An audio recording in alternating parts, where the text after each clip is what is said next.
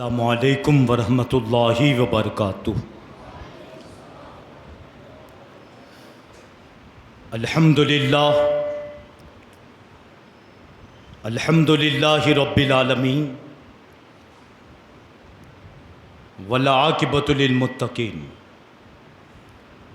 والصلاۃ والسلام علی سید المرسلین اما بعد فاعوذ باللہ من الشیطان الرجیم بسم اللہ الرحمن الرحیم۔ قال اللہ تبارک و تعالی فی القرآن المجید والفرقان الحمید۔ قل ان کنتم تحبون اللہ فاتبعونی یحببکم اللہ۔ صدق اللہ المولانا العظیم وصدق رسولہ النبی الامین المتین الکریم ونحن علی ذلک لمن الشاہدین والشاکرین والحمد للہ رب العالمین۔ معزز سامعین کرام، آئیے گفتگو سے قبل ہم اور آپ مل کر سب سے پہلے آفتاب ہدا، ماہتاب عطا، در بحر صفا، معدن اتقا، سید الاصفیاء، جلوہ حق نما، عکس نور خدا، صاحب حلتا، احمد مجتبی محمد مصطفیٰ صلی اللہ تعالیٰ علیہ وسلم کی بارگاہ بے کس پناہ میں درد و سلام کا نذیر عقیدت پیش کریں، باواز بلند پڑھیں صلی اللہ علیہ النبی امی والی صلی اللہ تعالیٰ علیہ وسلم، صلاۃ و سلام علیک یا رسول اللہ صلی اللہ تعالیٰ علیہ وسلم۔ ایک مرتبہ اور درود پاک پڑھ لیں، صلی اللہ علیہ النبی امی والی صلی اللہ تعالیٰ علیہ وسلم، صلاۃ و سلام علیک یا رسول اللہ صلی اللہ تعالیٰ علیہ وسلم۔ ایک مرتبہ نبی اور آل نبی پر بلند آواز سے درود پاک پڑھ لیں، صلی اللہ علیہ النبی امی والی صلی اللہ تعالیٰ علیہ وسلم، صلاۃ و سلام علیک یا رسول اللہ صلی اللہ تعالیٰ علیہ وسلم۔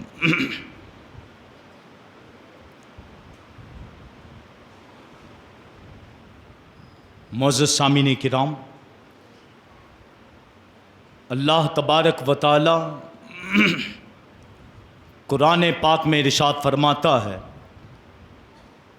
قل ان کنتم تحبون اللہ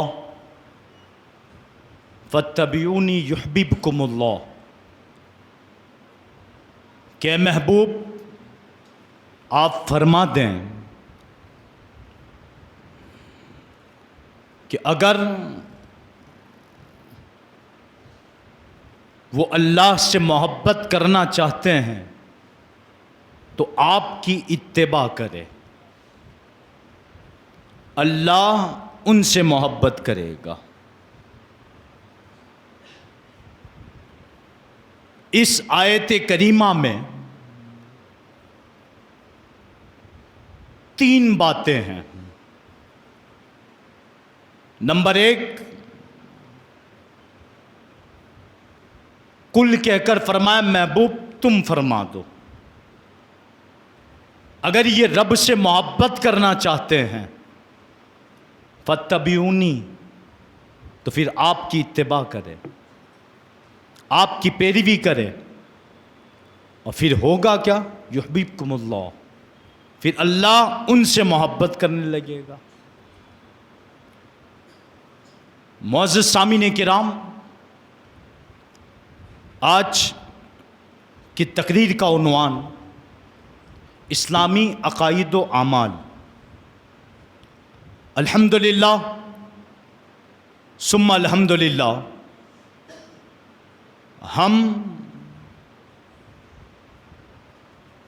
مسلمان ہیں، اسلام کے ماننے والے ہیں، نبی پاک سید عالم صلی اللہ تعالیٰ علیہ وسلم کے امتی ہیں، رب کے بندے ہیں۔ اہل سنت و جماعت سے ہمارا تعلق ہے۔ ہر وہ چیز جس کا حکم قرآن و حدیث میں ہے ہم دل و جان سے ان تمام مسائل کو، عقائد کو دل و جان سے قبول کرتے ہیں۔ اہل سنت و جماعت واحد وہ جماعت ہے جسے ناجی کہا گیا، یعنی جنتی گروہ کہا گیا۔ اس کے علاوہ بہت سارے لوگوں نے دوسرے گھاٹوں سے پانی پیا، اور جن کو جو گھاٹ سمجھ میں آیا اس گھاٹ سے پانی پیا۔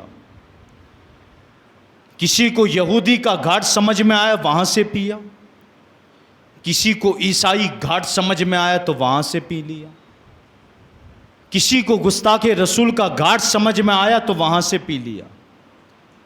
اہل سنت یکدرگیر والی تھی، اس نے صرف مدینے کے گھاٹ سے پیا، مدینے کے گھاٹ سے پیا۔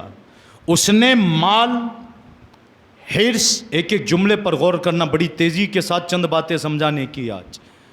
اس نے یعنی اہل سنت و جماعت نے ہر گھاٹ کو اپنا گھاٹ نہیں سمجھا،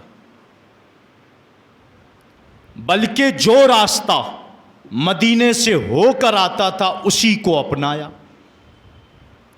اور جہاں بیچ میں اور گھاٹ آیا، جس نے عیسائیوں سے کچھ پیا، کسی نے یہودیوں سے کچھ پیا، کسی نے گستاخ رسول سے کچھ پی لیا، نہ کل ان سے کوئی واسطہ ہمارا تھا، نہ آج ہے، نہ قیامت تک رہے گا، نہ قیامت تک رہے گا، کیونکہ رب ہو کر۔ اب توجہ، لوگ کہتے ہیں اہل سنت تو صرف بولتی ہے، بولتی نہیں ہے بیٹا۔ ہم وہ لوگ ہیں کہ ہم نے قرآن و حدیث سے ہٹ کر مسائل بیان ہی نہیں کی ہیں، قرآن و حدیث سے ہٹ کر کوئی بات بیان ہی نہیں کی ہے۔ ہم فقہ حنفی کے ماننے والے لوگ ہیں۔ امام اعظم ابو حنیفہ رضی اللہ تعالی عنہ اس دور کی اور قیامت تک کے لیے ایک عظیم نعمت ہے، ایک عظیم نعمت ہے، جنہوں نے قرآن پاک کے مسائل مستنبط کر کے قوم کے سامنے رکھے، اور غیر مقلد اہل حدیث کھڑے ہوئے، ہم نہیں مانتے، آپ نہ مانیں، مگر آپ کے مفتیوں کو بھی فقہ حنفی کی ضرورت پڑے گی، آپ کے عالموں کو بھی فقہ حنفی کی ضرورت پڑے گی۔ جن لوگوں نے ڈنڈیاں ماری ہے نا قرآن و حدیث کے اندر ترجمے میں، ان لوگوں کو بھی فقہ حنفی کی ضرورت پڑی، اور جن لوگوں نے اپنی کتابوں میں لکھا امام اعظم کو صرف اتنی حدیثیں یاد تھی، یہ انہوں نے صرف اپنے دماغوں سے قرآن و حدیث کو چلایا، پھیلایا۔ میں کہتا ہوں یہ دماغ نہیں تھا، یہ قیاس تھا، دماغ نہیں تھا، یہ قیاس تھا، اور یہ وہ پانی کا پودا تھا جو قرآن آپ کے سینے کے اندر، یہ قرآن کا وہ پانی تھا جو آپ کے سینے میں گیا، اور اس سینے سے جو پودے نکلے نا، اسی کو فقہ حنفی کہتے ہیں، اسی کو فقہ حنفی کہتے ہیں۔ اور یہ پودا ہر ایک کے سینے سے نہیں نکلتا، اس کے لیے عشق کی ضرورت پڑتی ہے۔ غداروں کے وہاں یہ پودے نہیں نکلتے، عاشقوں کے وہاں وہ یہ پودے نکلا کرتے ہیں، عاشقوں کے وہاں یہ پودے۔ آج بھی پوری دنیا فقہ حنفی پر مسائل نکال بھی رہی ہے، لے بھی رہے، گالیاں دینے والے بھی فقہ حنفی سے مسائل نکال رہے ہیں۔ الحمدللہ ہم حنفی ہیں، کون ہیں؟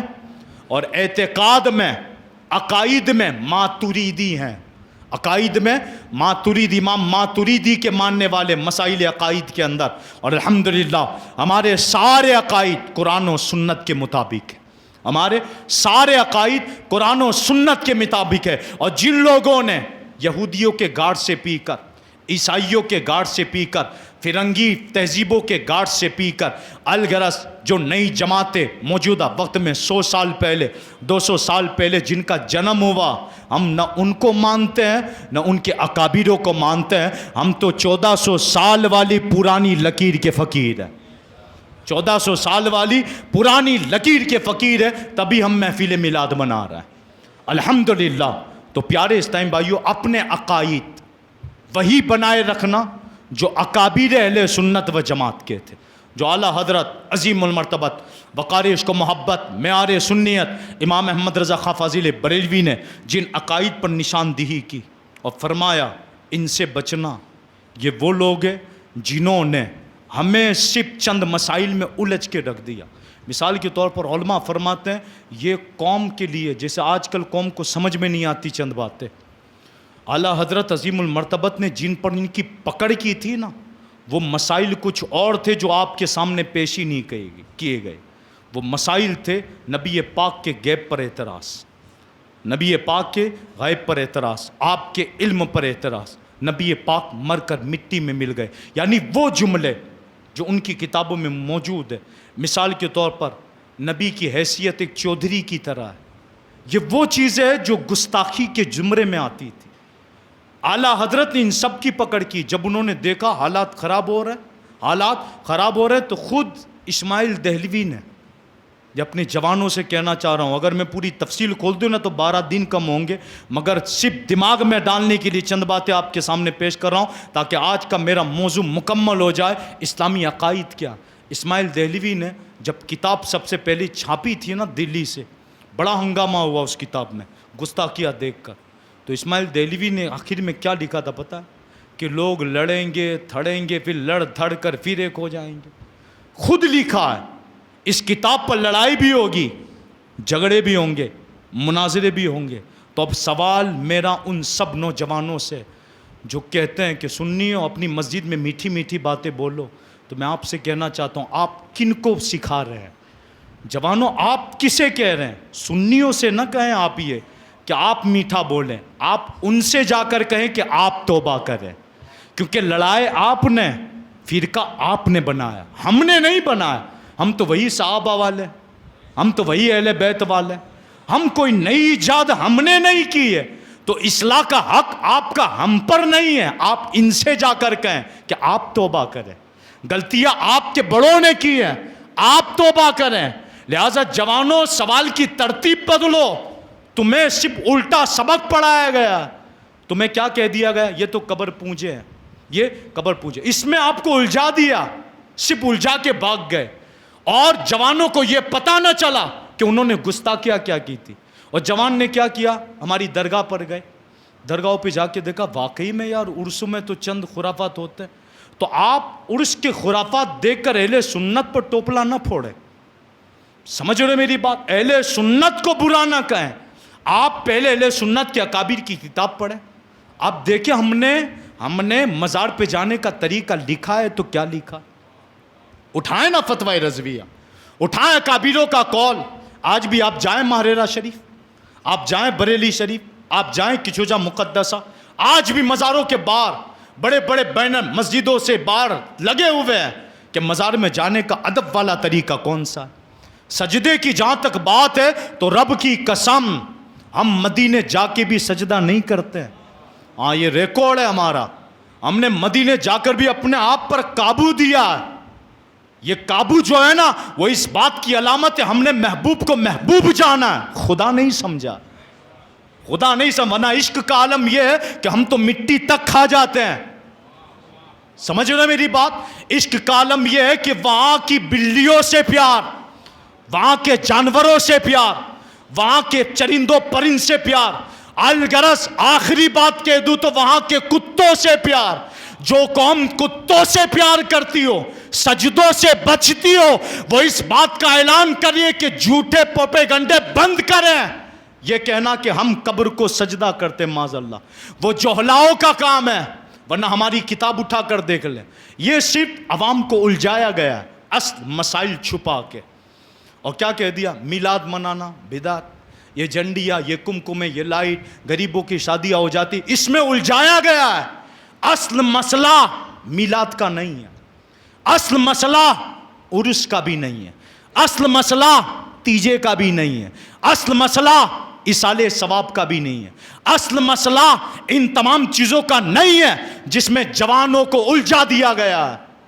ورنہ یاد رکھیں یہ بھی انگریزی فکر تھی کہ خود تحقیق کے کتاب سے بول رہا ہوں کہ چند مزارات پر تو انہی لوگوں نے سجدہ کر کے اہل سنت کو بدنام کیا، اور ویڈیو بنائی اس کی باقاعدہ، اور ویڈیو بنا کر باہر بھیج کر لوگوں سے یہ کہلوایا سعودی کے بڑے بڑے شیوخوں کے سامنے، یہ ہندوستان میں سب مشرک ہو گئے، ہمیں چندہ دو، اور اس چندے سے ان کے بنگلے بنے ہوئے ہیں۔ یہ اندر کی بات کہہ رہا ہوں میں آپ سے، اس چندے سے ان کے بنگلے بنے ہوئے ہیں، اور چندے لے کر آپ کو بدنام کیا جا رہا ہے۔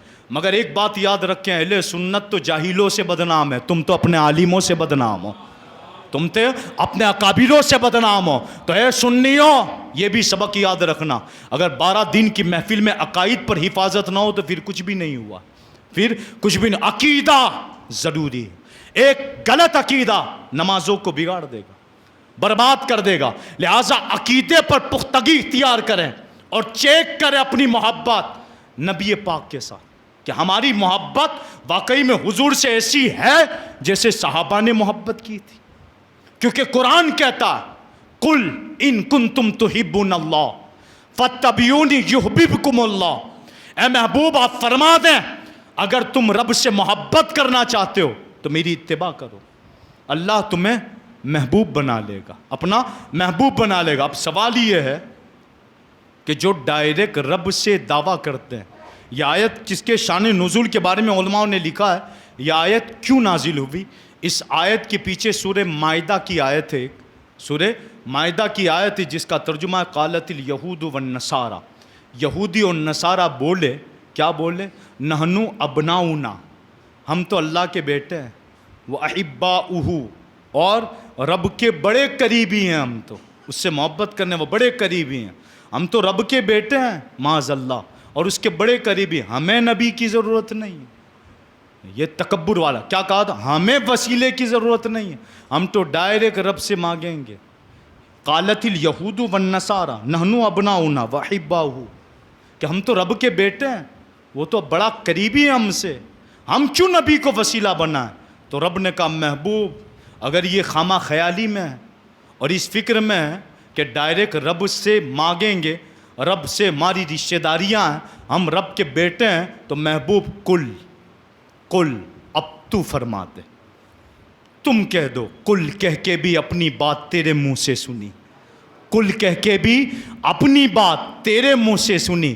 کتنی ہے پیاری گفتگو اللہ کو تیری پسند، کتنی ہے پیاری گفتگو اللہ کو تیری پسند۔ الغرض کا محبوب تو کہہ دے، اگر تم اللہ کے محبت کا دعوے دار ہو، دعویٰ کرتے ہو کہ ہم اللہ سے محبت کرتے ہیں، تو پھر میری اتباع کرو، میری اتباع کرو، اللہ تمہیں محبوب بنا لے گا۔ تو کیا شرط رکھی؟ اے محبوب یہ جو کہہ رہے ہیں ہم رب کے بیٹے ہیں، رب کے قریبی ہیں، رب سے محبت کرنے والے، ان سے فرما دو کہ اگر رب کو محبوب بنانا چاہتے ہو تو شرط ہے میری اتباع، بغیر میری اتباع کے رب کسی سے پیار نہیں کرتا۔ لہٰذا رب ہو کر کہہ رہا محبوب کہہ دو مجھ تک وہی پہنچ سکتا ہے جو تیرے وسیلے سے آئے گا، اگر بغیر مدینے سے ڈائریکٹ آیا اس کی محبت رد کی دی جائے گی، اس کی محبت رد کر دی جائے گی، اور جو تیری اتباع کر کے آیا اس سے میں پیار کروں گا، یحببکم اللہ، خود میں پیار کروں گا۔ ہاں شرط ہے تیرے دربار سے ہو کے آئے، تیری دہلیز سے ہو کر آئے، تیرے بغیر آئے گا تو پھر ہم بھی محبت قبول نہیں کریں گے۔ اب نوجوانوں کی جماعت سوال یہ ہے، محبت اتباع نام کس کا؟ پیروی، عمل کرنا، جو محبوب کہہ دے اس پر عمل کرنا، جس سے روک لے اس سے رک جانا۔ اب محبت کا معیار کیا ہے؟ محبت کا معیار کیا ہے؟ اب ہم اسے صحابہ کی تاریخ میں دیکھیں، محبت کہتے کسے؟ آج کل ہوا کیا ہے، ہم نے محبت کے تو دعوے کیے ہیں مگر صحابہ والا معیار نہیں رہا۔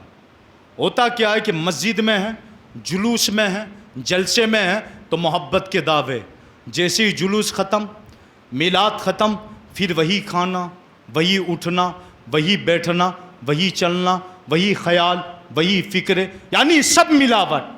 تو یہ حقیقی محبت نہیں ہے۔ حقیقی محبوب جو محب ہوتا ہے، اپنے محبوب سے پیار کرتا ہے، اس کی مثال علماء نے یہ دی ہے کہ صحابہ کو معیار بنایا جائے جنہوں نے نبی پاک کو دیکھا تھا۔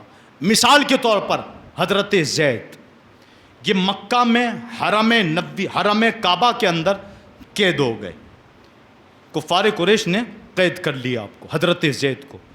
جب حرم مکہ سے آپ کو قید کر لیا گیا تو یہ لوگ قید کر کے کہاں لائے؟ حرم کے باہر لے گئے، ان کو درخت سے باندھ دیا، اور درخت سے باندھنے والوں میں حضرت ابو سفیان بھی تھے جو اس وقت ایمان نہیں لائے تھے۔ اس وقت ایمان نہیں لائے تھے۔ ابو سفیان کہتے ہیں کہ جب ہم زید کو پکڑ کے لیا، حضرت زید رضی اللہ تعالیٰ عنہ کو پکڑ کے لائے اور باندھ دیا ہم نے زنجیروں سے، درختوں کے ذریعے، اور باندھ دیا، تو ابو سفیان کہتے ہیں کہ میں نے زید سے مخاطب ہو کر سوال کیا، اے زید، میں آپ سے ایک سوال کر رہا ہوں، اس کا صحیح جواب دینا، سچا جواب دینا۔ اب حضرت زید زنجیروں میں جکڑے ہوئے ہیں، درختوں سے باندھ دیا گیا، آپ کو چاروں طرف دشمن ہے، نہ آپ کا کوئی حامی ہے نہ آپ کا کوئی مددگار ہے، چاروں طرف دشمن کھڑے ہیں۔ اس وقت حضرت ابو سفیان ایمان نہیں لائے تھے، وہ بھی کھڑے ہیں، وہ کہہ رہے ہیں ایک سوال کر رہا ہوں، اس کا جواب صحیح سے دینا۔ آپ نے کہا کیجیے، کیا سوال ہے؟ آپ حضرت زید سے سوال کیا کیا گیا پتہ؟ اے زید، ہماری دشمنی تم سے نہیں ہے، ہماری دشمنی تم سے نہیں ہے، بلکہ ہماری دشمنی اس سے ہے جو تمہارا محبوب ہے، جس سے تم پیار کرتے ہو نا، وہ ہمارا دشمن ہے۔ جلن ہماری ان سے ہے، دشمنی ہماری ان سے ہے، ورنہ نہ تم نے ہمارا کوئی کھانا چھینا ہے نہ گھر کو برباد کیا ہے، لہذا دشمنی زید تم سے نہیں ہے، تم جس سے پیار کرتے ہو نا اس سے دشمنی ہے۔ اب سوال ہے میرا تم سے، اے زید، اس کا سچ جواب دینا۔ حضرت زید کہنے لگے ابو سفیان سوال کر۔ ابو سفیان نے کیا کہا پتہ؟ اے زید، سچ بتاؤ، تم جس سے پیار کرتے ہو وہ تو ابھی مدینے میں ہے اور تم مکے میں ہو۔ حضرت زید نے کہا صحیح بات ہے۔ کہا وہ مدینے میں اپنی بیویوں کے ساتھ آرام سے بیٹھے ہیں اور تم یہاں قید بیٹھے ہو، قید ہو، ہماری قید میں مقید ہو۔ کہا ہاں۔ پھر کہنے لگے ابو سفیان کہ وہ مزے سے ہیں، تم تکلیف میں ہو، وہ آرام سے ہیں، تم مشکل میں ہو، وہ تو اپنی بیویوں کے ساتھ ہے، تم دشمنوں کے درمیان میں ہو۔ اب اگر معاملہ اس کے برعکس ہوتا، الٹا ہوتا کہ تم اپنے گھر ہوتے اور تمہارے محبوب قید میں ہوتے، تم اپنی بیویوں کے ساتھ اور بچوں کے ساتھ ہوتے اور تمہارے محبوب درخت سے بندھے ہوتے، تو اس وقت تم کیا سوچتے؟ کیا معیار ہوتا تمہاری؟ اس وقت تمہاری محبت کا عالم کیا ہوتا؟ اس وقت حضرت زید رضی اللہ تعالیٰ عنہ نے جو جواب دیا تھا نا، وہ پوری امت کو جھنجھوڑا، پوری امت کے جوانوں کو جھنجھوڑا۔ آپ نے کیا فرمایا؟ ابو سفیان، تو نے بڑی دور کی بات کہہ دی، بڑی دور کی بات کہہ دی، تو یہ کہہ رہا ہے اس کے برعکس، یعنی وہ قید ہوتے میں گھر ہوتا، وہ یہاں ہوتے میں آرام سے ہوتا، یہ تو بڑی دور کی بات ہے۔ ابھی اگرچہ میں تکلیف میں ہوں، میں قید میں ہوں، میں مقید ہوں، تیرے سامنے ہوں، دشمنوں کے جھرمٹ میں ہوں، مگر آج بھی میرا عشق، میری محبت کا معیار مجھے یہ گوارا نہیں دیتا کہ وہ ابھی اپنے گھر میں آرام سے ہو اور ان کے ایک کانٹا بھی چبھے۔ میں تو یہ بھی گوارا نہیں کرتا کہ ابھی وہ جو اپنے گھر میں آرام فرمائے ان کو ایک کانٹا بھی چوبے۔ یہ عشق، یہ معیار جب حضرت ابو سفیان نے سنا تو برجستہ، وہ کہتے ہیں نا، جادو وہ ہے جو سر چڑھ کے بولے، حق وہ ہے جو سر چڑھ کے بولے۔ جب آپ نے حق بولا، ابو سفیان تو نے تو دور کی مثال دے دی، ابھی وہ اپنے گھر میں جو بیٹھے ہیں نا، اگر ان کو کانٹا بھی چبھ جائے تو ہم گوارا نہیں کریں گے۔ ہم بناوٹی محب نہیں ہیں، ہم وہ محب ہیں، اگر محبوب کہہ دینا چھلانگ لگا لو تو ہم سوچیں گے نہیں، چھلانگ لگا لیں گے۔ ہم بناوٹی محب نہیں ہیں، ہم محبوب کے وہ محب ہیں، اگر وہ کہہ دے کود جاؤ آگ میں تو ہم کود جائیں گے۔ ہم بناوٹی محب نہیں ہیں، اگر وہ کہہ دے کہ یہ کرنا ہے تو ہم کر کے چھوڑیں گے، ہم کر کے چھوڑیں گے۔ الغرض حضرت ابو سفیان نے خود کہا، اے لوگوں سنو، دشمنوں سے کہہ رہے ہیں، ساروں سے جتنے کر رہے ہیں سب سے کہہ رہے ہیں، ابو سفیان سنو، میں نے جتنے محبوب و ان کے محب دیکھے، جتنے مطلوب و طالب دیکھے، جتنے معشوق و عاشق دیکھے، مگر یاد رکھنا جیسے محب محبوب خدا کے دیکھیں ایسے محب میں نے کسی کے نہیں دیکھے۔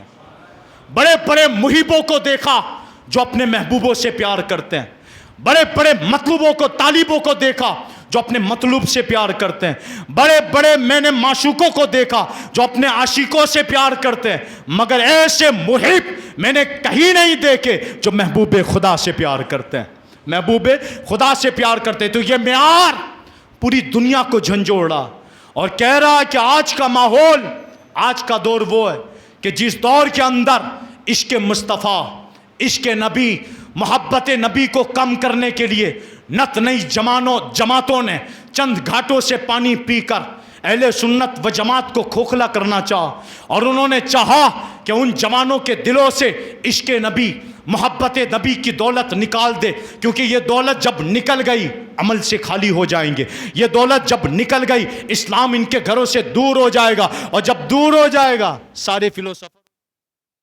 सब फिलोसोफर हो जाएंगे। लिहाजा इन तमाम चीज़ों से बचने के लिए सबसे मुसीर दवा जो है वो इश्क नबी है, इश्क नबी है। तो अपने बच्चों को इश्क नबी की तालीम दो, मोहब्बत नबी की तालीम दो।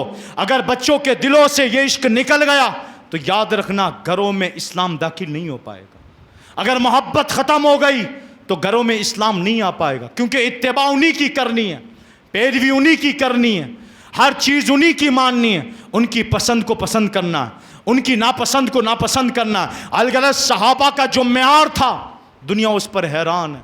हज़रत साद इब्न अबी वक़ास अशरे मुबशरा में से 10 सहाबा में इनका भी नाम है, साद इब्न अबी वक़ास रज़ी अल्लाह ताला अन्हु। जब वो ईमान ले आए ना, उनकी माँ बड़ी सख्त थी, उनकी वालिदा बड़ी सख्त थी। जब वो ईमान ले आए तो माँ ने क्या कहा, बेटा जिस दर पे तू गया उस दर से लौट के आ जा, लौट के आ जा, अपने बाप दादाओं के दीन पे वापस आ जा। जहां तू चला गया है उन्हें छोड़ के आ जा। अगर तू उन्हें छोड़ के नहीं आएगा, उन्हें छोड़ कर नहीं आएगा तो तेरी मां खाने पर हड़ताल करेगी, खाएगी नहीं। बेटे से मां कह रही है। साद बिन वक़ास रज़ी अल्लाह ताला अन्हु, जन्नती सहाबा में जिनका नाम, इनकी माँ उनसे कह रही है, अगर तूने अपने महबूब का दर नहीं छोड़ा तो मैं कल से भूखी रहूँगी, हड़ताल पे उतरूँगी, खाऊंगी नहीं।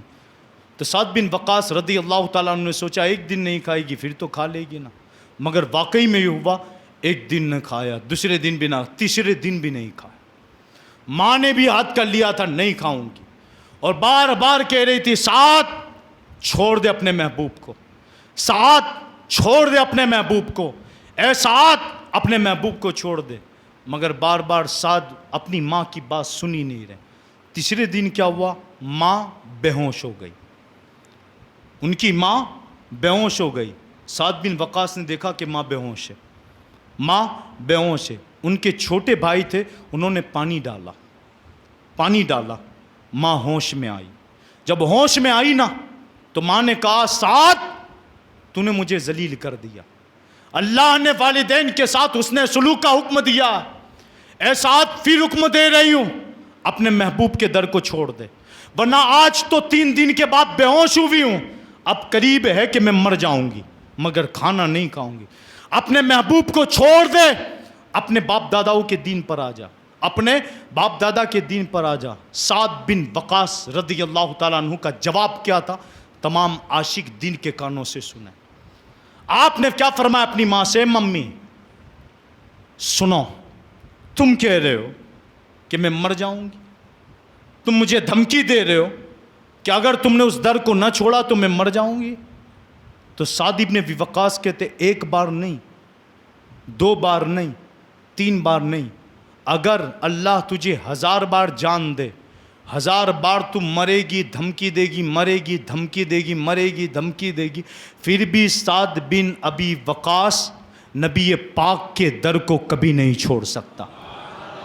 ये एक धमकी से मैं डरने वाला नहीं हूं कि मैं मर जाऊंगी, मर जाऊंगी, मर जा, एक बार नहीं, अगर 1000 बार मेरे सामने मरेगी, बेटा कह रहा, साद बिन वक़ास कह रहे हैं, एक बार नहीं 1000 बार तू मेरे सामने मरेगी ना, फिर भी वो दर नहीं छूट सकता, वो दर नहीं छूट सकता। साद इब्न अबी वक़ास قیامت تک آنے والے تمام جوانوں کو جھنجھوڑ رہا ہے۔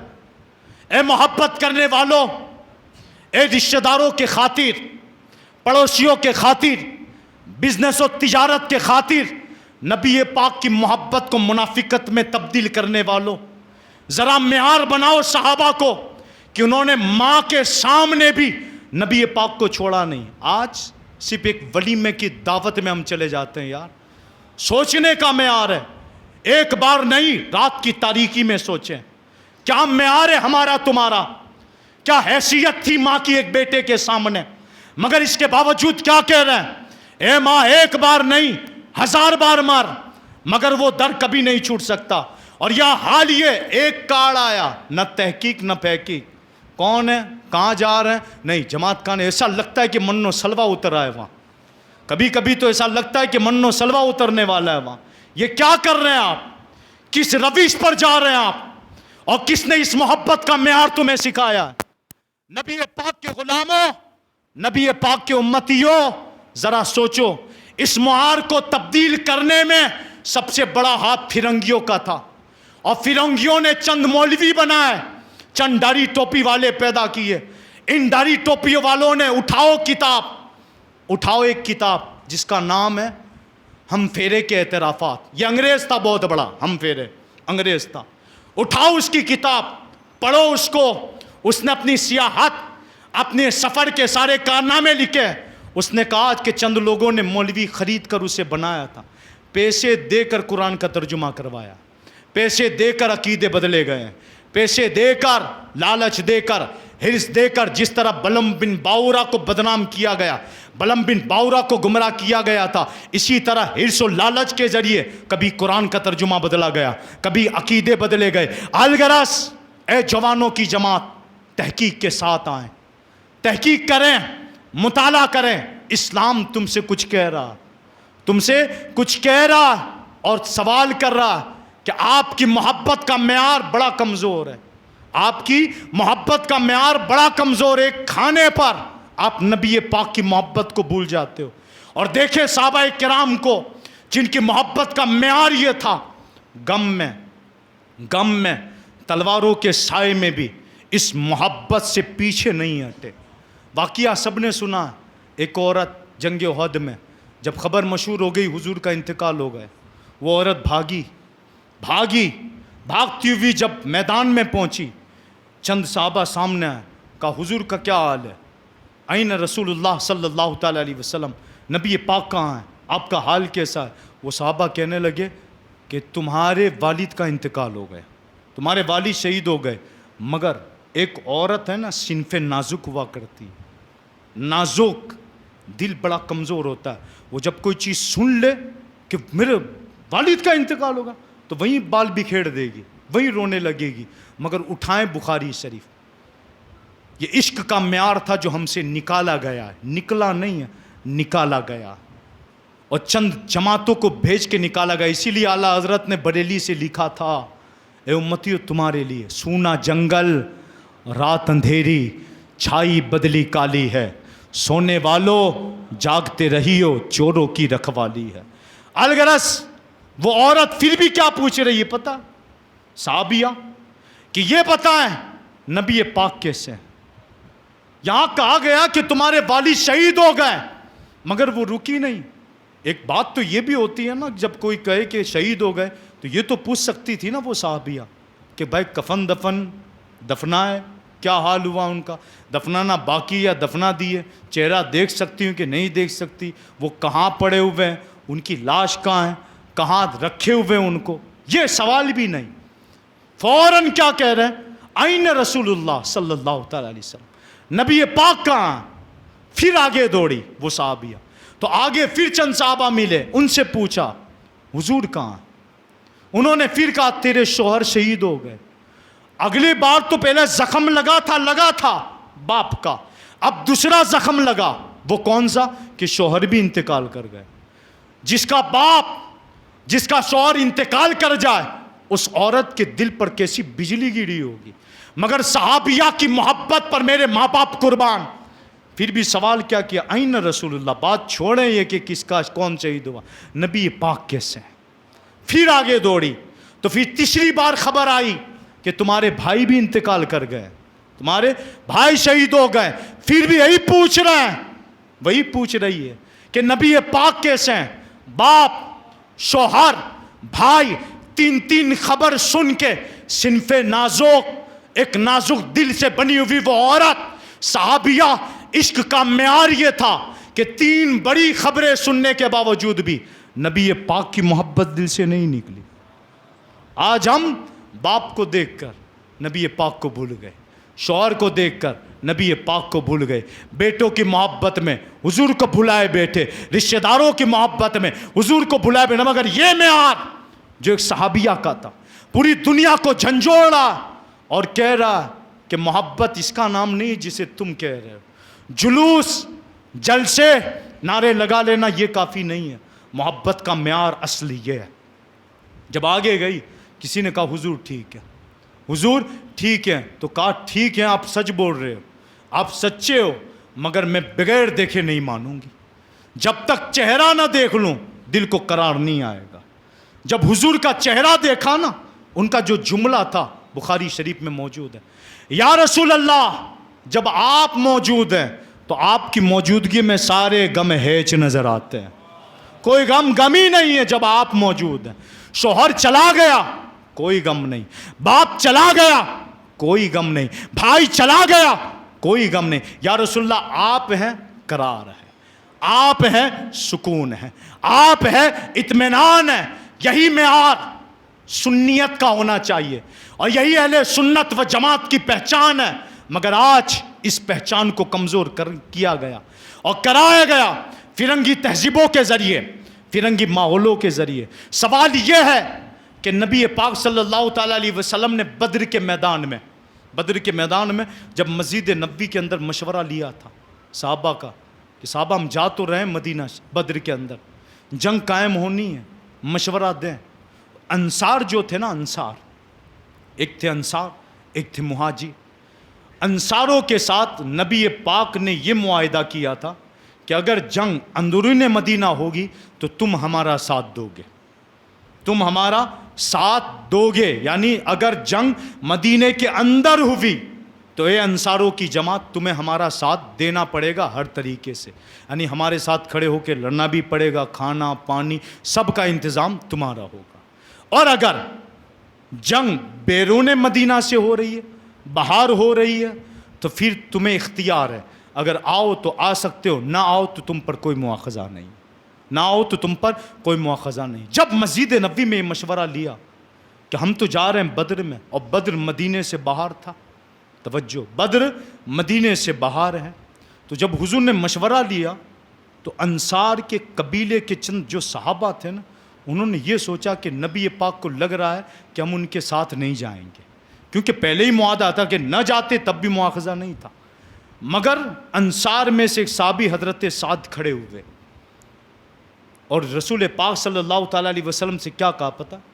یا رسول اللہ صلی اللہ تعالیٰ علیہ وسلم، آپ فکر نہ کریں، ہم آپ کو وہ جواب نہیں دیں گے جو قوم موسیٰ نے دیا تھا، ہم آپ کو یہ نہیں کہیں گے کہ آپ جاؤ، آپ کا رب جاؤ لڑو، آپ ہم نہیں کہیں گے، جس طرح موسیٰ علیہ السلام کی قوم نے کہا تھا اے موسیٰ کہاں کا ارادہ، کہاں جنگ کرنی ہے، کہا تم جاؤ تمہارا رب جاؤ لڑنے، ہم نہیں آئیں گے، یہ موسیٰ علیہ السلام کی قوم نے کہا تھا۔ اور یہاں حضرت سعد کیا کہہ رہے ہیں؟ یا رسول اللہ آپ فکر نہ کریں کہ ہم آپ کو وہ جواب دیں گے جو قوم موسیٰ نے دیا تھا، یا رسول اللہ آپ خالی حکم کریں، آپ حکم کرو گے ہم سمندر میں گھوڑے ڈال دیں گے، چھلانگ لگا لیں گے، آپ حکم تو کریں۔ کہ امام کا لفظ آیا ہے جو کہتے ہیں دنیا کا آخری کونا، یہ لفظ حضرت سعد نے استعمال کیا تھا، یعنی دنیا کے آخری کونے تک۔ مطلب یہ تھا یا رسول اللہ ہم آپ کے منافق محب نہیں ہیں، بے وفا محب نہیں ہیں، ہم آپ کے وہ محب ہیں، آپ کے ہاتھ پر ہم نے جو بیعت کی ہے نا، اس کا مطلب یہ ہے آپ اگر حکم دیں تو دنیا کے کونے میں آخری کونے کے اندر آپ کا مصطفی پرچم وہاں بھی لہرا کے آ جائیں گے، آپ خالی اعلان تو کریں، اعلان تو کریں۔ اور دنیا نے دیکھا بدر کے میدان میں، آسمان نے بھی دیکھا، زمین نے بھی دیکھا کہ صحابہ نے وہ محبت کی مثال قائم کی کہ آج تک دنیا حیران ہے، آج تک دنیا حیران ہے، مگر سوال یہ ہے کہ اس محبت کا معیار اہل سنت تم میں کیوں نہیں پا جا رہا؟ تھا، آج بھی وہی جماعت ہم ہیں جو صحابہ کے نقش قدم پر ہیں، ان کے غلام ہیں، ان کے اہل بیت کے غلام ہیں، مگر اصل حلاوت، اصل محبت کی جو چاشنی تھی، جو آج کے موجودہ دور کے اندر ترقی یافتہ دور میں فرنگی فکروں کے درمیان یہودیت نصرانیت کے رنگ میں رنگ کر وہ تمام فکروں نے اس طرح ہمارے دل و دماغ پر قبضہ کیا کہ آج ایک طرف اسلام ہے، ایک طرف فرنگی فکر ہے۔ خدا کی قسم بڑی ذمہ داری کے ساتھ کہہ رہا ہوں، اے محبت کے دعوے داروں، ہم فکر فرنگی کو تسلیم کرتے ہیں، اسے ناپسند کرتے ہیں۔ داڑھی اسلام کا شعار ہے، یہ نبی پاک کی پسند ہے، مگر ہم کٹوانا جو فرنگی فکر ہے اسے پسند کر رہے ہیں، اسے پسند نہیں کر رہے۔ کیا یہ محبت کی نشانی ہے؟ یہی وجہ ہے کہ جلوس و جلسے، ایک طرف نبی پاک کا فرمان تجارت اس انداز سے کرو، تجارت اس انداز سے کرو، یہ طریقہ پاکیزہ ہے، حلال کماؤ، حرام سے بچو، دوگلا پن نہ لاؤ، کم نہ تو لو، ان تمام چیزوں سے بچو۔ ایک طرف فرنگی طریقہ موجودہ دور کا جس میں گناہ ہی گناہ ہے، ایک طرف سودی کاروبار، ایک طرف سود سے خالی کاروبار۔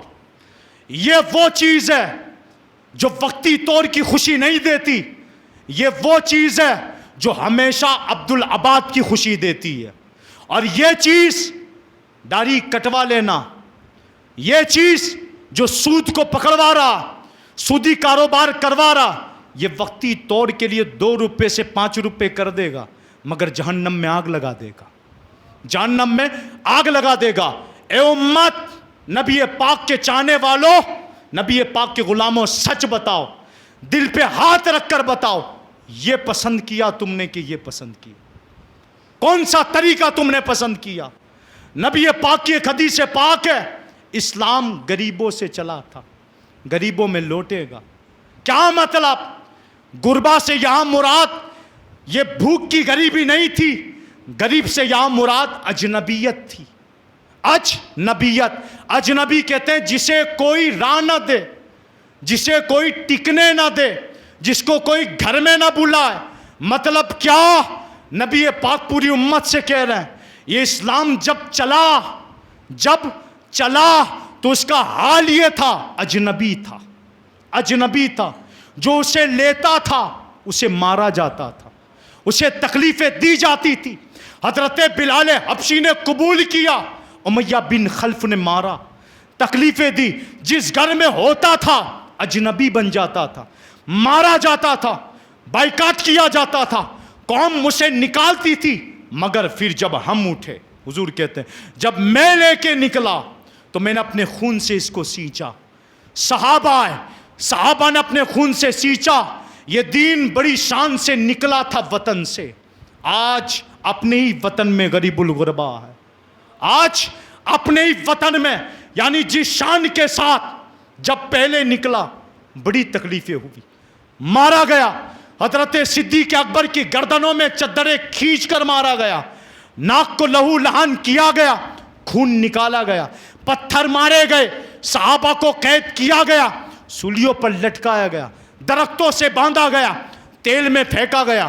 الغرض تمام تکلیفیں برداشت کر کے نبی پاک نے اپنے خون سے طائف کی تاریخ نہ بھولیں، صحابہ نے اپنے خون کے ساتھ اس اسلام کو اس شان کے ساتھ دنیا کے کونے کونے میں، کریا گاؤں شہر ہر کونے میں بڑی شان کے ساتھ پھیلایا۔ مگر آج پھر وہی اسلام اجنبی نظر آ رہا۔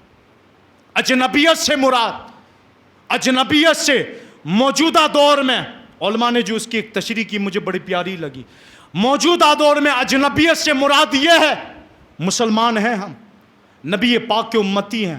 ایک بار اپنا گھر چیک کریں، گھر کے اندر ٹی وی میں فلمیں، ڈرامے، گانے باجے، اسلام گھر کے باہر کھڑا ہے، اسلام گھر کے باہر کھڑا ہے، मोहल्लों के बाहर है, माशरे के बाहर है, और घर के अंदर फिरंगी फिक्र है। इस्लाम आए तो कैसे आए? अजनबी इस्लाम को हमने बनाया है, घर के अंदर ना आने दिया। इतना तो करें आप कि आप खुद अपने हाथों से इस्लाम को अजनबी ना बनाएं, उसे आने दें। अपने बदन पर लाएं, अपने तन में लाएं, अपने दिमाग में लाएं, अपने दिल में लाएं, अपने हाथों में लाएं, अपनी आंखों में लाएं, अपने कदमों में लाएं। क्योंकि इस्लाम जिस वक्त हाथों में आ गया, कदमों में आ गया, दिल में आ गया, तन पर आ गया, बदन पे आ गया, घर में आ गया, घर के माहौलों में आ गया, तो याद रखना फिर तुम उस इल्ज़ाम में नहीं आओगे, क्योंकि इस्लाम तुम्हारे घर में आ चुका। अजनबी तुमने नहीं बनाया। और अगर घर के अंदर सूदी कारोबार है, घर के अंदर बदअमलियां है, घर के अंदर नबी पाक के गुस्ताख रह रहा है, तो याद रखना घर इस्लाम से अजनबी है। इस्लाम बाहर खड़ा है और तुम्हारे घरों के अंदर अंग्रेजी फिक्रें बैठी हुई है। अब इख्तियार आपको है, अंग्रेजी फिल्मों को, अंग्रेजी फिक्रों को घर की आमाजगा बनाना है या इस्लाम को बनाना। इस्लाम तो आवाज दे रहा है, कब अंदर बुलाओगे? अजनबी बन के बाहर खड़ा है, और नाम हमारे मुसलमानों के इस्लामिक नाम है, मगर इस्लाम अजनबी बन के हमारे घरों के बाहर है। घर के अंदर अंग्रेजी फिक्र, बाल कटवाने की स्टाइल अंग्रेजी, दाढ़ी अंग्रेज़ों की तरह, कपड़े अंग्रेज़ों की तरह, फिक्रे अंग्रेज़ों की तरह, स्कूल की फिक्रे अंग्रेज़ों की तरह, सारा माहौल अंग्रेज़ी फिक्र में ढला हुआ है। शर्त यह है मुसलमान हो कि भी मुसलमानी फिक्र हमारे पास नहीं है।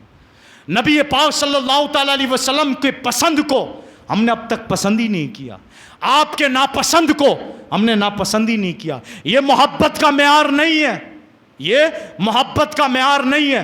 मोहब्बत का मेयार ये है कि मुहिब महबूब की हर बात को पसंद करे।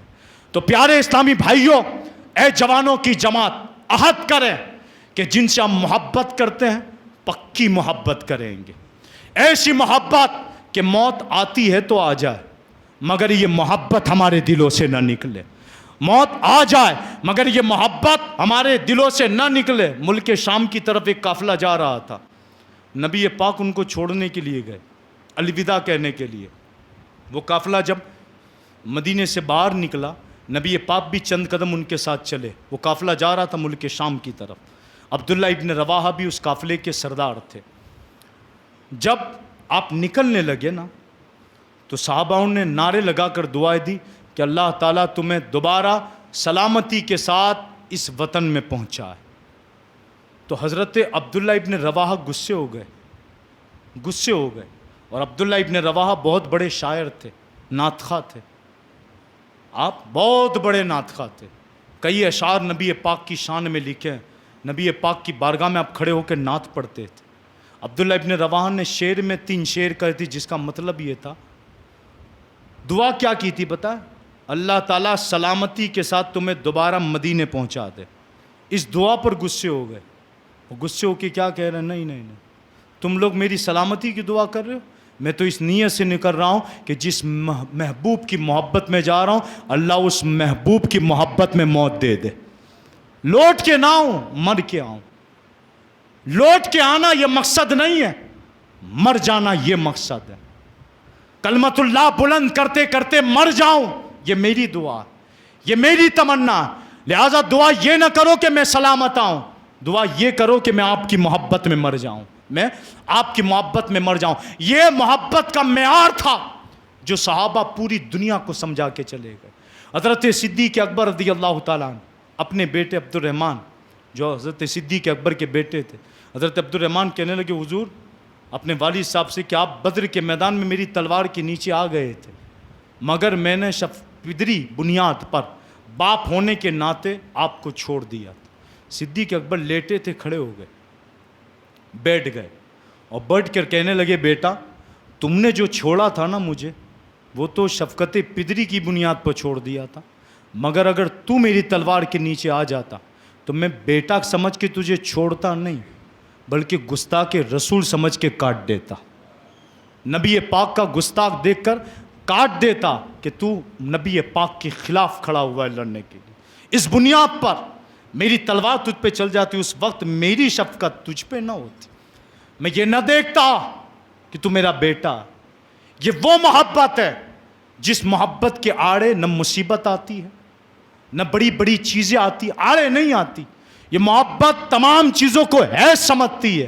نہیں, اگر مصیبت میں ہو, پریشان حال ہو, تکلیف میں بھی ہو تو محبت مقدم رہتی ہے. مگر آج کل کیا ہوا, ہم حالات دیکھ کر بات کرتے ہیں. اگر سامنے کوئی عاشق رسول ہے تو عشق کے دعوے, اگر سامنے کوئی کھوکھلا آدمی کھڑا ہے تو پھر انہی جیسی باتیں. خدا کے واسطے اس عمل سے دور ہو جائیں. یا آپ کیا کر رہے ہو معاشرے میں, ڈبل چہرے لے کے نہ گھومو. ڈاکٹر اقبال نے ایک بات کہی تھی, ایک بندگی خدائی, ایک بندگی گدائی. ایک بندگی خدائی, ایک بندگی گدائی. یا بندے خدا بن یا بندے زمانہ. یا تو زمانے کا بن جا پھر رب کا نہ بن. دو باتیں نہ کر, دو باتیں نہ کر. عاشق رسول کے سامنے آ کر یہ کہنا کہ کیا بات ہے, ذرا آپ نے جو بیان کیا سننے کے قابل تھا, واقعی میں لوگ یہ کر رہے ہیں, اور کل اٹھ کے آپ وہیں کھا رہے ہیں. احساس سے کمتری کہ آپ شکار نہ ہو. آپ بڑے عظیم لوگ ہو. آپ کی تعریف تو نبی پاک نے کی ہے. اور کیا کہا پتہ ہے, جو اس اجنبیت کے ماحول میں, جو آج کل اسلام اجنبی بن چکا ہے, اس اجنبیت کے ماحول میں جو اسلام کو اپنے گھر کے اندر بلا لینا, نبی پاک نے کہا اسے میں مبارکباد دیتا ہوں. نبی پاک نے مبارکبادی دی ہے, توبہ مبارکباد دیتا ہوں. کیا مطلب کہ آج داڑھی رکھوانا بڑا مشکل کام ہے. لوگ مذاق اڑاتے ہیں, نمازیوں کا مذاق اڑاتے ہیں, تبلیغ کرنے والوں کا مذاق اڑاتے ہیں, نماز پڑھانے والوں کی مذاق اڑائی جاتی ہے, علماؤں کی بے ادبیاں کی جاتی ہے, شریعت مطہرہ کے پابند لوگوں کی مذاق کی جاتی ہے. مثال کے طور پر جیسے آج کل تو کیا فیشن والا کھانا ہے, چمچیوں سے کھاؤ, فلاں سے کھاؤ, بیٹھ کے کھاؤ, کھڑے ہو کے کھاؤ. یہ جانوروں کی طرح کھانا ہم بھی کھاتے ہیں. اور کبھی کبھی ہوتا کیا ہے, جب ایسے جگہ ہم جاتے ہیں جہاں کھڑے ہو کر لوگ کھاتے ہیں, اگر وہاں چند لوگ بیٹھ کے بھی کھائیں نا تو لوگ تعجب سے اسے دیکھتے ہیں, یہ بیٹھ کے کھا رہا ہے, یہ بیٹھ کے, یعنی تعجب کی نگاہ سے دیکھا جاتا ہے. میں نے اپنی آنکھوں سے دیکھا ہے جہاں لوگ 3 انگلی سے سنت کے مطابق کھاتے ہیں نا, وہاں اگر چند بڑے لوگ بیٹھے ہو نا تو مایوب سمجھتے ہیں یہ آپ کیا کر رہے ہیں 3 انگلی سے. جیسے کہ اگر کسی نے چمچ استعمال نہیں کی, انگلی سے کوئی چیز اٹھائی 3 انگلیوں سے, مایوب سمجھتے ہیں. میں کہتا ہوں بیٹا سن, تو جو طریقہ اختیار کیا ہوا نا وہ عارضی ہے. ہم جس طریقے پر قائم ہو نا وہ ہمیشہ سے ہے, اور برکتیں اسی میں رکھی ہے رب نے. یا آج کل کے طریقوں میں لاکھوں بیماریاں ہیں, یا ہارٹ اٹیک آ جانا, مر جانا, اچانک دنیا سے چلے جانا, یہ نت نئی آلاتوں کی وجہ سے ہے. ورنہ وہ اندھیرے ہی بھلے تھے, قدم راہ پر تھے. اجالے لے آئے منزل سے بہت دور ہم کو, اجالے لے آئے منزل سے بہت. تو آج جو یہ عیب سمجھا جاتا ہے نا, میں ان سنت کے مطابق کھانے والوں سے کہوں گا مت ڈریں, بڑھائیں اپنی داڑھیاں, سنت کے مطابق چلیں, سنت کے مطابق. دنیا گالی دے رہی ہے دے, مگر اتنا یاد رکھنا نبی پاک نے تم کو مبارکبادی دی ہے, حضور نے تم کو. اے دنیا کیا کہہ رہی ہے آج کل کا ہے, اس کی بات معیار نہیں ہے, نبی پاک کی بات معیار. آج کل لوگ ہیں نا, یہ لوگ کٹر لوگ ہیں, ایک کٹروں کی بات نہ سنیں. یہ جو مولانا وہ سب جتنے بولتے ہیں نا وہ سب ان کی اپنی باتیں ہیں, وہ تو صرف اپنے لیے بولتے ہیں. یاد رکھنا یہ کہہ کے چند لوگ چھوٹ سکتے ہیں, مولانا کبھی بند نہیں ہوں گے. اگر ہوش مند ہوگا, عقل مند ہوگا, رب کا خوف رکھتا ہوگا تو انشاءاللہ حق بات چھوڑنا کبھی نہیں چھوڑے گا. کیونکہ ہم جانتے ہیں مبارکبادی حضور نے دی ہے, تیری چند گالیوں سے ہمیں فرق نہیں پڑنے والا, تیری چند گالیوں سے ہمیں فرق نہیں. تو جوانوں جھنجھوڑ رہا ہوں یہ بات کہہ کر, آپ آئیں اور ایسے ماحول کو دیکھیں جہاں فرنگی فکریں چل رہی, آپ سنت کے مطابق چلیں. دنیا آپ کو پاگل ضرور کرے گی, مگر دنیا جنہیں فقیر کہتی ہے اپنی گدری میں لال رکھتے ہیں. وہ کہتے ہیں نا علماء, دنیا جن کو فقیر کہتی ہے اپنی گدری میں لال, یہ لال کلر نہیں ہے, لال سے مراد موتی زواہرات. دنیا نے جن کو کہا نا یہ فقیر لوگ ہیں, یہ آج کل یہ سب کیا کہتے ہیں پتہ ہے, یہ وہابی, دیوبندی, جماعت اسلامی, یہ جو مزاروں پہ جاتے ہیں نا وہ تو چنڈوں کے اڈے ہیں ان کے, اور یہ جو لیٹے ہوئے ہیں نا وہ تو فقیر تھے. وہ کون سے فقیر سمجھتے پتہ ہے, یہ آج کل جو مانگتے ہیں نا تو سن لے, ایسے فقیروں کو تو ہم بھی نہیں مانتے. یہ آج کل جو بھیک مانگتے ہیں, جو نمازیں چھوڑتے ہیں اور شام کو مانگنا صبح کو سونا ہے نا, یہ ان فقیروں کو تو ہم بھی نہیں مانتے. اگر تمہارے دل و دماغ میں یہ بات ہو ایسے فقیروں کو ہم فقیر, تو فقیر سے مراد یہ فقر نہیں ہے جو تم کہہ رہے ہو. یہاں فقر سے مراد مولائے کائنات کا فقر ہے, خود بھوکے رہ کر اوروں کو کھلا دینا. ورنہ حال یہ تھا ایک ٹھوکر کے اندر سونا نکالتے تھے. ہاں, خواجہ نظام الدین اولیاء کے پاس وہ بادشاہ آیا تھا نا, اس نے کہا تھا حضور آؤں کہ نہ آؤں؟ آپ نے کہا نہیں مت آنا, باہر کھڑا رہے. کہا پھر کیا فرق ہوا مجھ میں اور آپ میں بھی اپنے درباروں کے باہر چوکیدار کھڑے رکھتا ہوں, آپ نے بھی اپنے دربار کے باہر غلاموں کو کھڑا رکھا. کہا فرق ہے, تو نے جو درباری کھڑے رکھے وہ تکبر کی نیت سے, میں نے جو کھڑا رکھا ہے تجھ جیسوں کو روکنے کے لیے کہ اندر نہ آ جائے, دنیا اندر نہ آئے, یہاں صرف دین بیٹھا, دنیا اندر نہ آ جائے. کہا حضور اگر اجازت اندر آنے کی نہ ہو تو اتنا تو کہہ دو کہ میں آپ کا مطبخ دیکھ سکتا ہوں جہاں آپ کا کھانا بنتا ہے. آپ نے کہا دیکھ لے. جب مطبخ دیکھنے کا اس کی ڈیگ جو دیکھی تھی نا, ڈیگے جیسے آج کل غریب نواز میں جو دو ہے نا ڈیگ بڑی, یہ جو ڈیگ ہے نا وہ پیسوں کے لیے نہیں تھی. ان ڈیگوں میں کھانا بھر کے غریبوں کو کھلایا جاتا تھا. یا آج کل جو ہم سے کہتے ہیں نا غریب بھوکے مر گئے, غریب کی شادیاں رہ گئی, میلاد کے جلسوں میں میلاد کے جلوسوں کی وجہ سے غریب کی بیٹیاں بھوکی مر گئی. میں کہا پاگل, تو نے خانقاہی نظام پڑھا ہی نہیں ہے, ہمارا خانقاہی نظام تو نے پڑھا ہی نہیں ہے. دلی پڑھ, کبھی دلی کی سیرت اٹھا کے دیکھ, پڑھ خواجہ کی خانقاہ کا عالم کیا تھا. مخدوم سلطان سید اشرف کے پیر و مرشد علاء الحق پنڈوی کی خانقاہ کا عالم کیا تھا.